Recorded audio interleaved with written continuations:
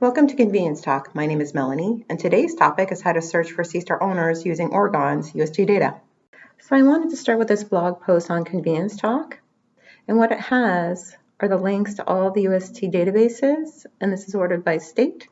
And so if we go down to Oregon, and we click on this link, it will take you to this page. And so what you have on this page is a zip file of UST facilities, which is what I downloaded. And there's also a list of facilities that allow fuel deliveries. So let me open up this file so you can see what's in here. So you have the facility name and you have the permittee. So this is probably the two pieces of information. And then of course having the address is great.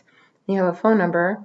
Then I'm not sure what these are. It looks like the number of tanks, and I don't know if these are active or inactive, but this gives you a view of what this file looks like.